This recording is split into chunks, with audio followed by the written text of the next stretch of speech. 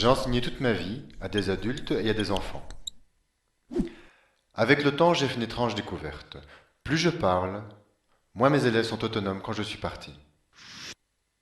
Pour comprendre, remontons le temps.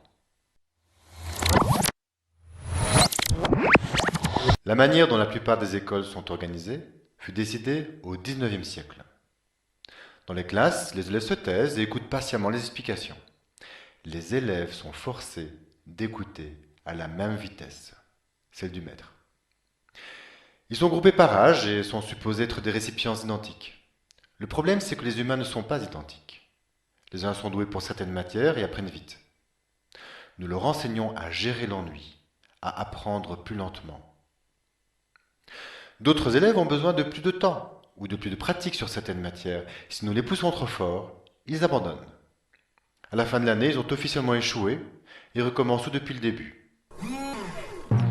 Nous leur enseignons qu'ils ne sont pas assez bons. Ces élèves sont-ils heureux à l'école? Aiment-ils apprendre?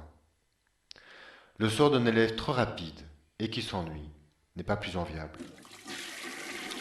Il y a un siècle, la plupart des enfants quittaient l'école à 14 ans pour travailler à l'usine ou au champ. À cette époque, les bureaux avaient besoin d'une armée de fonctionnaires obéissants. Les usines avaient besoin d'ouvriers corvéables. Cette force de travail devait être efficace pour les tâches répétitives. Taisez-vous, écoutez et travaillez. Dans les bureaux du XXIe siècle, beaucoup de tâches répétitives ont été confiées aux ordinateurs. Ce n'est plus une grande armée de bureaucrates, mais plutôt un réseau de petites équipes où la collaboration est essentielle.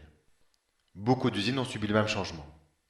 Les machines exécutent une bonne partie de la tâche, les ouvriers doivent être des coéquipiers autonomes et créatifs. Nos écoles font-elles éclore de tels citoyens?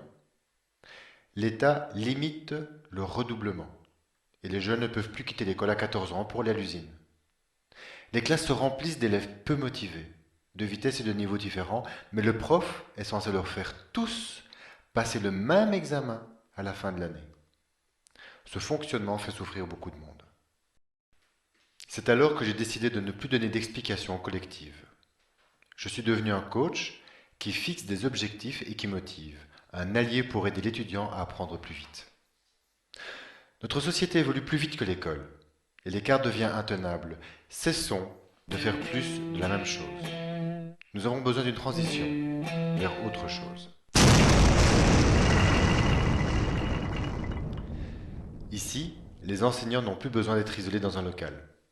Ils montrent l'exemple en travaillant comme une réelle équipe et en apprenant l'un de l'autre maintenant qu'ils peuvent s'observer. Chaque étudiant apprend à sa propre vitesse, dans les livres, sur Internet et surtout grâce aux explications des autres étudiants. Il apprend à être autonome et collaboratif. Il explique souvent. Expliquer est une manière d'apprendre extraordinaire. Alors, qui a le plus besoin d'expliquer? Le prof ou l'élève? Une école peut être organisée comme un champ de maïs OGM, où l'on fait pousser les enfants à coups de pesticides. Organisons plutôt nos écoles comme une forêt bien gérée. Le peuplier n'a pas besoin du même ensoleillement, ni de la même quantité d'eau que le chêne. Il ne pousse pas non plus à la même vitesse.